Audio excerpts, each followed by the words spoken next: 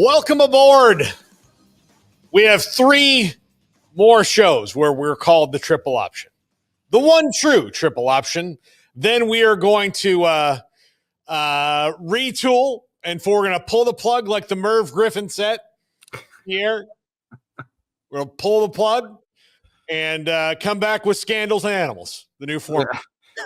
What was the guy's name? Jack. What was the animal guy's name? It wasn't Jack Hanna. It was Jack. Jack Hanna. It was Jack something though. What was his name? I forget something. Fowler. Jim Fowler. Jim Fowler. Yeah. Jim Fowler. And my favorite, I've quoted that episode maybe more than anything, and no one ever catches it. When somebody said, like, when he tells Jerry in the diner that at Monk's, he goes, and we got Jim Fowler. He goes, you got Jim Fowler? He goes, practically raised his kids. Yeah. I say, whenever somebody says that to me, as I always say, practically raised his kids. And like 1% of the population knows what I'm talking about. You would. Yeah. You would, though. You would, though. Yeah, it's a deep pull. But it's my, like, and the reason it's so funny to me is that, like Kramer says it, and then Jerry doesn't question it, because it's just very much like, well, maybe he does. Like, Kramer has all this mystery about his life, about where he even comes from. So, like, maybe he did practically raise Jim Fowler's kids. We don't know. Much like the Joker, we don't know much about Kramer's past. So no. It's very mysterious. Yeah. I mean, they held out on us. Now, Pierre, you had an assignment, which I'm not sure you've completed yet. Yeah, I thought about that all week, and and I still have not completed it. But here's the thing. The reason why I have not completed it is because I never got an opportunity to be in studio to anchor this week, which is kind of like the natural part of where I would put it. I was live for the majority of the week, so in my mind I wanted to try to fit it in there. But in my mind, I was like, well, if I do this live, I'm probably going to get a phone call like, what the heck was that? Like, what, when you're talking about something very specific. So it unfortunately never formulated itself. But rest assured, even though that this is the final Monday that you and I are going to be doing this, that doesn't mean I have relieved myself of the assignment. I will go back at some point. Well, look, we'll get it. And I might, because there's going to be some time where we're not on, a couple of months. Like, we're not going to come back on until we get to the new format. The show's going to be recorded earlier. I'll just tell people but we're going to air it in the evening. So that's going to be our vibe. So and don't mind me right now, because I have to listen. I was going to try to make it through the show, but I've got a pinched nerve in my back. And the only way that I don't feel it is if I lie down. So now that this is the last show, I'm just going to be doing it lying down, because I got to tell you, sitting upright is very, very painful for me right now. So I thought I could make it through the show, but I didn't even make it like 7 minutes. No, you made it 3 minutes. Yeah, 3 minutes. 3 minutes. And Pierre, listen, you just turned 40 years old. Yes. Correct? Yes. Yeah. Welcome aboard. These are the things that happen. And did you do anything to pinch the nerve? I honestly don't know what I did. I think it might have been from working out, probably. You hope it's from working out. I hope. That's what you have to say. I hope it's from working out. But there are days where you will wake up, and like it happened to me one time where I hadn't really done much, like, with my shoulders in a week. Like, I mean, nothing. And I woke up and I couldn't turn my head. I had to call the chiropractor on a Saturday morning and say, can you guys fit me in? And they're like, yes, absolutely. And then Amanda wasn't ready. Like, she couldn't, I wanted her to drive me. And she's like, well, I have this other thing I have to do this morning. So you're going to have to, so like, it was one of those things where I was like, all right, well, I took a path where I would not have had to check blind spots, because I couldn't. Like, I was like, all right. And there's good, like, if I have to, it's just going to be like, like the little, like, okay, I'm check the mirrors. If that guy looks like he's far enough away, I'm going to do this. And if there's a horn, I'll just stay, Yeah. Like, that's how it was. I couldn't, like, the only way I could turn around was to do that. You can't do that while you're driving. No. And so, I went and they fixed me up really, really well, really fast. But the doctor's like, what'd you do? And I was like, and this is like 2 years ago. I'm like, I don't know, a couple months ago, I turned 43, like that's, I mean, I wasn't like doing anything. Like I wasn't lifting heavy stuff with my shoulders and neck. It just like, right. And he's like, are you stressed about anything? I was like, in this particular moment, no, but I just woke up in the morning. He's like, did you sleep weird? I'm like, I mean, that your guess is as good as mine, Doc. I don't know. I do have a very specific pillow that I sleep on that I've been sleeping on for the last 7 years, which has been fantastic for me. And a couple of weeks ago, I realized that my fiance had stolen that pillow and I hadn't been sleeping on it for a certain amount of time. And that absolutely affects my neck if I go without sleeping on that pillow. But I think this has been going on for 9 or 10 days in a row. So I'm thinking like, I probably should go. I've got a massage coming up at 3:30 and hopefully that does the trick because I need to be on a plane to Los Angeles tomorrow to cover the Wolves and the Lakers. And if I have to sit on a plane,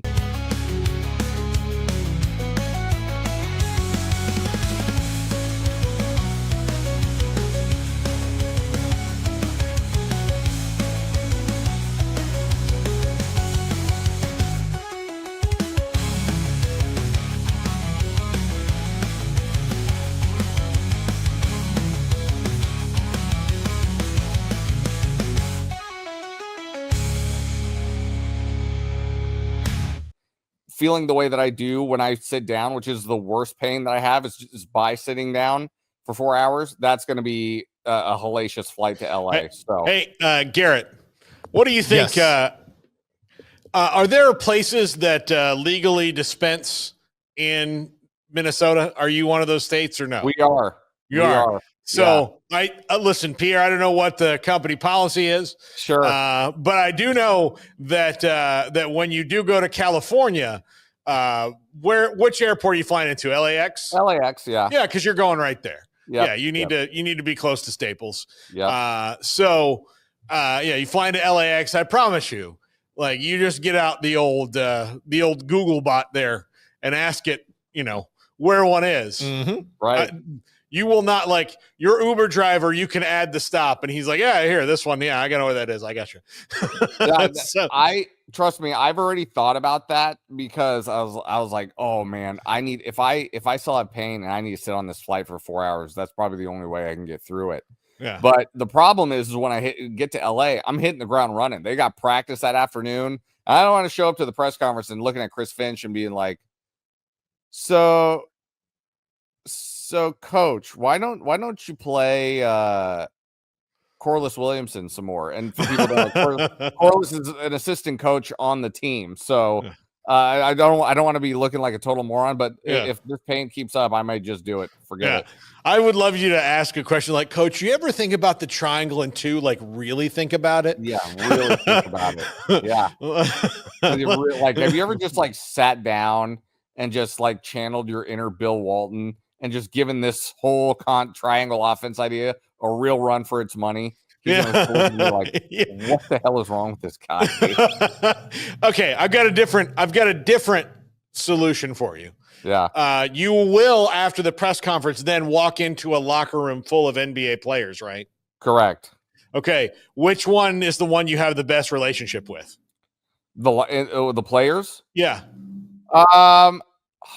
That's a good question. Okay, you can think about that. I'm just going to say, instead of just saying, "Hey, I'm going to go to this place after," what you do is let's just say it's Randall, right? You go to Julius Randall, you say, "Hey," and you're just talking to him like, God, this pinched nerve in my back. Do you have a trick, anything you do when you had like a little back thing?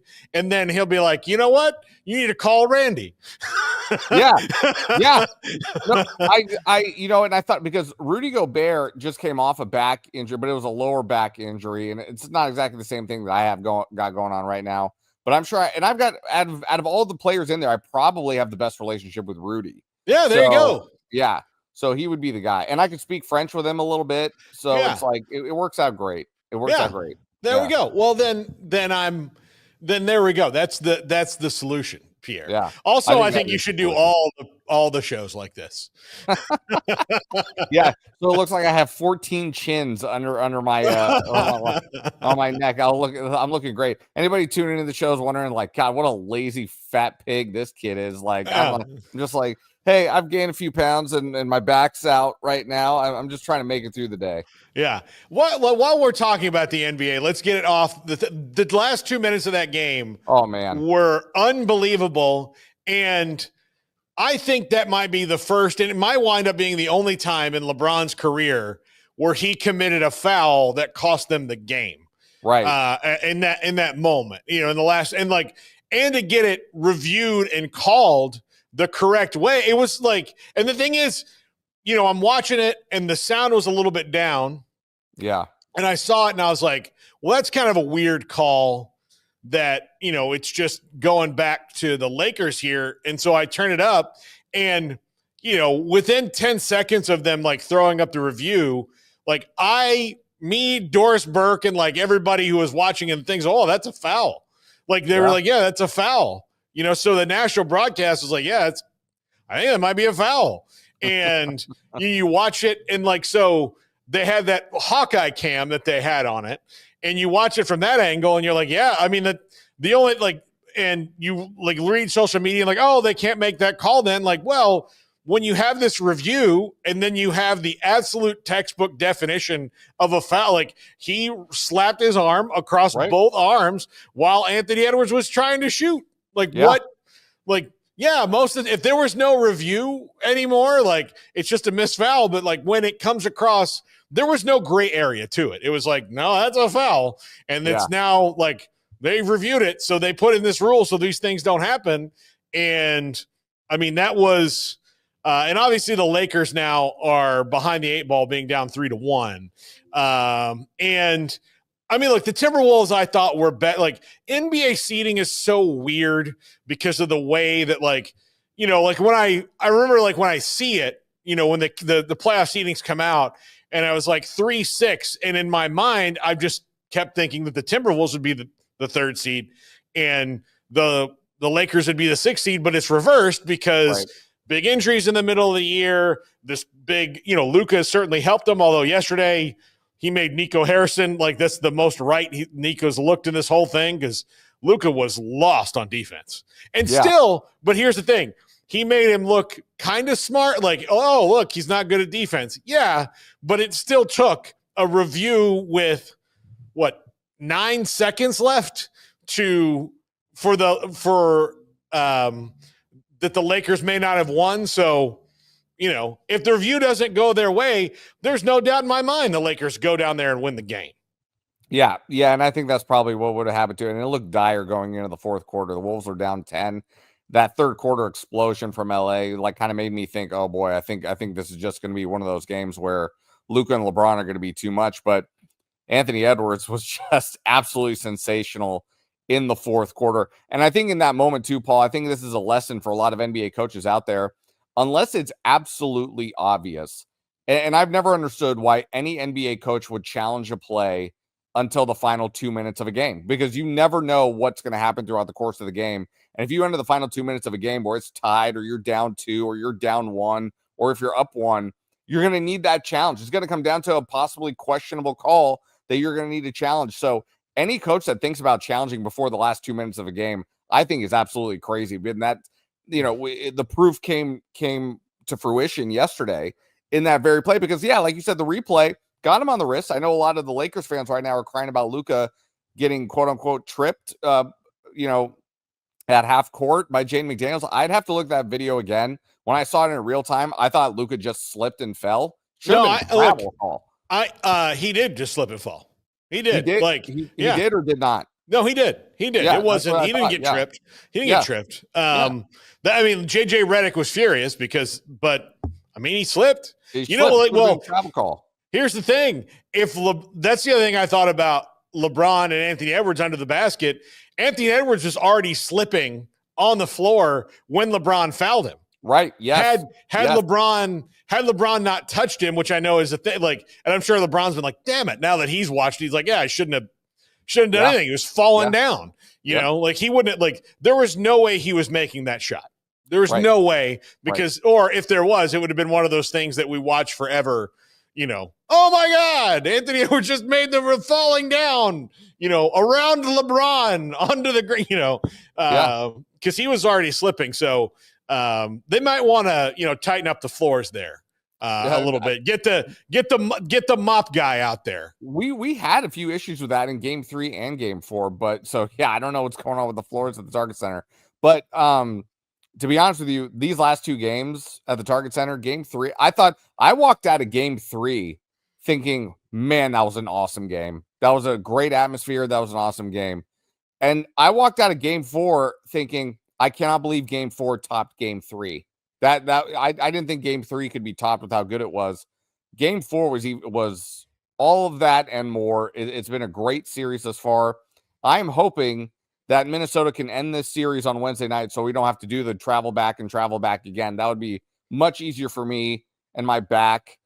So that would be great if Minnesota could just end it just to accommodate me, because it's all about me, as you know, Paul. Yes, I don't want your back to have to suffer through countless Southwest flights. No. No. You know, no. I don't. But I do hope you enjoy LA for the couple days you're there. I hope so too, and I will say this too, because you know, if it's too painful for me, if somebody at work noticed it was too painful for me to get on a flight and cover the team, and they would volunteer to do it for me, I would say over my dead body. It would be like Elaine eating all of those crappy subs, and then she finally has the final one to get the free sub. And that's kind of how I feel about the Timberwolves. I've covered a lot of crappy basketball here for a long time, and now that this team is finally good and we get to kind of enjoy the fruits of their labor, I have put up with a lot of crap, and I'm not about to let it squander at the end when they could be a team that goes to the finals. That's how I feel about it. Yeah, absolutely. Well, you know, they could very well be back in the finals. It's a really good team, and they're healthy now, and you know they've got the one of the crown jewel players in the NBA right now, Anthony Edwards. I mean, they really do. He's, I don't think he should have said to the Lakers fans what he said the other day. Right. Yes, but it did make me like him more. He is nothing if not himself. Anthony Edwards is always himself at all times, for better or for worse. You're always going to get genuine Anthony Edwards on a daily basis. Yeah. So, yeah. Was it mature? No. But not everybody's always mature. And as immature things go, I'll take that over Ja Morant any day. Sure. And I think even if Anthony Edwards were sitting right next to me, I think he would even admit that he's not a mature human being. And he's not fully mature yet. He's 23. He's got the world at his feet, you know, so he hasn't fully matured himself. There's no doubt about it. But man, is he a fun guy to watch play, and he's a fun guy to cover. I'll fully admit it. He has kind of reinvigorated my passion for the game and my passion for the business. Really, it's just been a joy to be around him. Well, yeah, I mean, like, that's the thing, is sometimes you go long periods, especially when you cover a team for a while, you kind of go long periods where they're kind of in a slog, and they're just like, it's like every day is the same. And then you get somebody or a couple players who come in, a coach who comes in, and no 2 days are the same. And that makes you go, oh, wow, like, this is great, you know. And look, if you had told me the Minnesota Timberwolves were even in contention for the NBA Finals 3 years ago, like just 3 years ago, like, hey, this is going to be a team that's going to push all the way, you know, and they're going to be maybe qualifying for the finals. I'd be like, the Timberwolves, the Minnesota Timberwolves, not like the 9 and 10-year-old Duluth, Minnesota Timberwolves, like the actual, you know, those guys there in Minneapolis. Yeah. Like those guys. Yeah. Okay. Yeah. All one right. of the most more-bound franchises in the history of the league. Yeah. Look, I was there, for 8 days when the Super Bowl was there, Pierre. Right.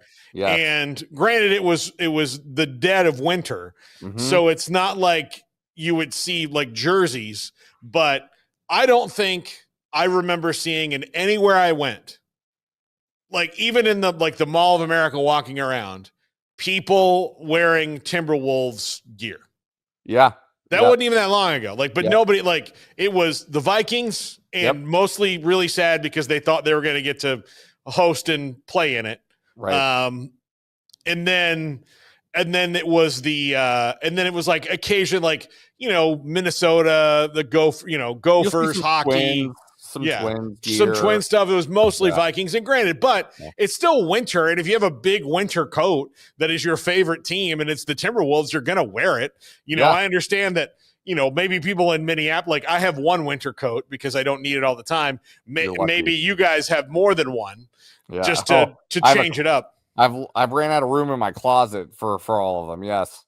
Yeah. So but if you had your big, puffy jacket, I would just assume I would have seen any. I mean, I drove by the Target Center several times. I didn't even see people outside the Target Center. People who work for the Timberwolves are like, I mean, we work here, but let's not get crazy about it.